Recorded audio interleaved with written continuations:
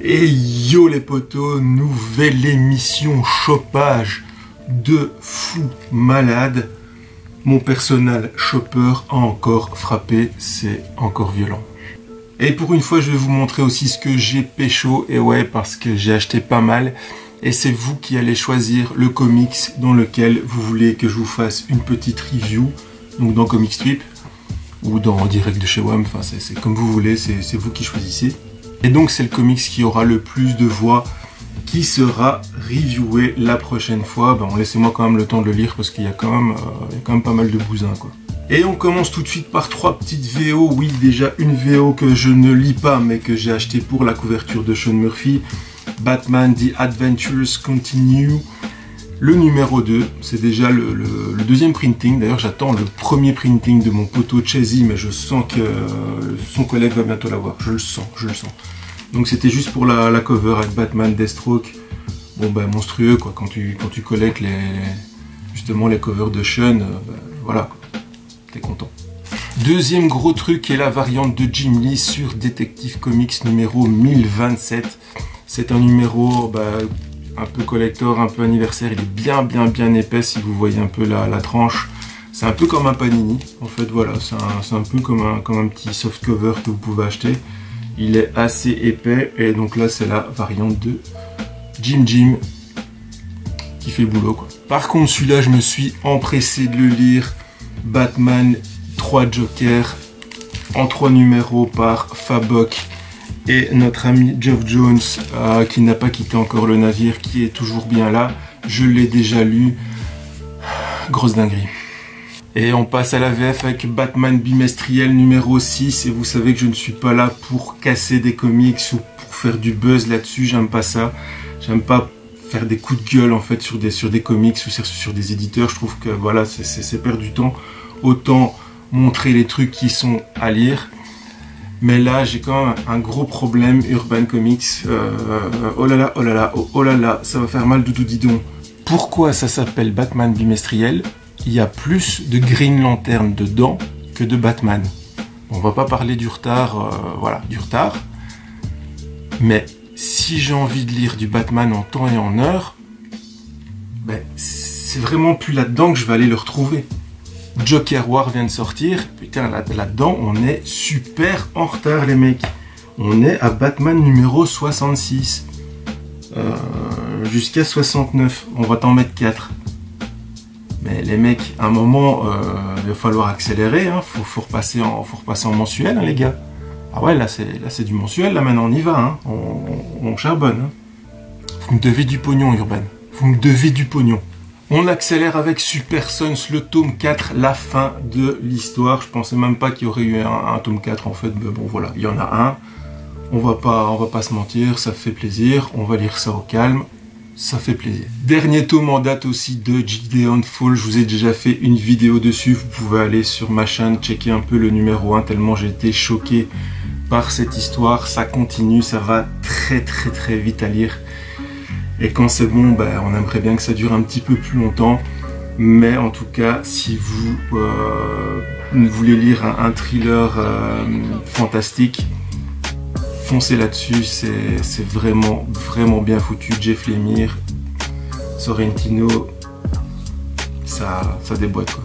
Franchement, ça déboîte très fort. 2 trucs dans la collection Black Label, un truc de retard avec Arline et son histoire. J'étais passé à côté un peu le mois passé. Bon, après j'avais déjà acheté pas mal.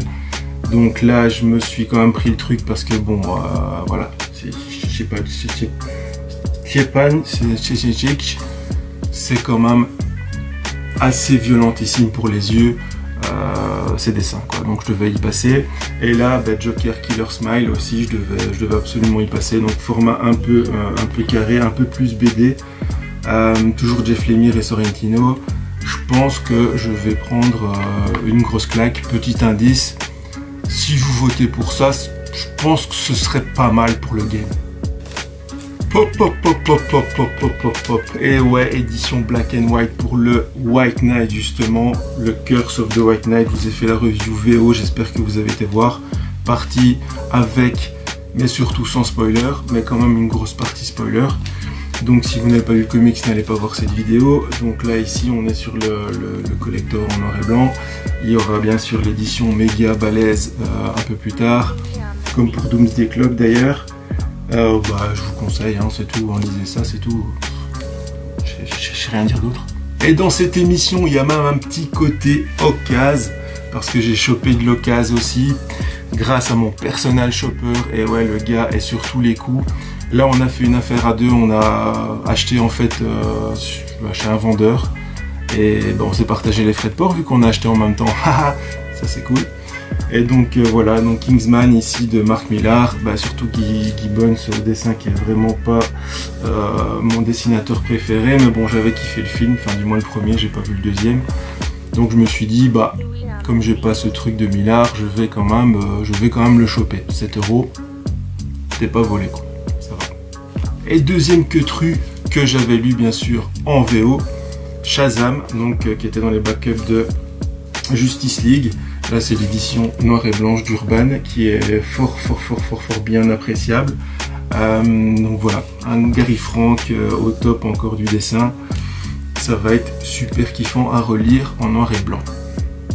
Où ça devient hyper bouillant, c'est maintenant. Jérôme, mon personnel shopper, qui trouve toujours des trucs de déglingo un peu partout, m'a dégoté des dessins. Alors, il y avait un gars qui revendait tous ses dessins, donc un gars qui est passé à Fax, qui est passé un peu partout, il avait des dessins de déglingo, encore une fois. 2 A4 de Ian Churchill, donc Ian Churchill c'est quand même le mec qui a un peu saigné les années 90, les années 90, avec X-Force, avec X-Men, il est passé partout le gars, franchement il est passé partout. Même un peu chez DC, du Marine Man qu'un certain youtubeur adorait à une époque, c'était lui. Et donc j'ai chopé 2 crayonnés les amis que je vous montre de suite, c'est parti.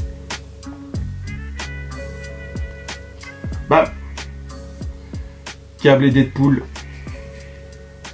Cable et Deadpool les gars, ouais, Cable et Deadpool, dessiné par le boss déjà de Cable. On peut voir que bon, niveau câble, le gars il s'y connaît, tu vois, niveau connexion, tout ça. Et puis Deadpool, que vous savez que je kiffe. Voilà, 2 crayonnés que je pense que je vais faire certainement ancrer par un petit spécialiste. Il sait pas encore. Mais voilà. Donc, ces 2 petits dessins de Ian Churchill pour la modique somme de 100 boules.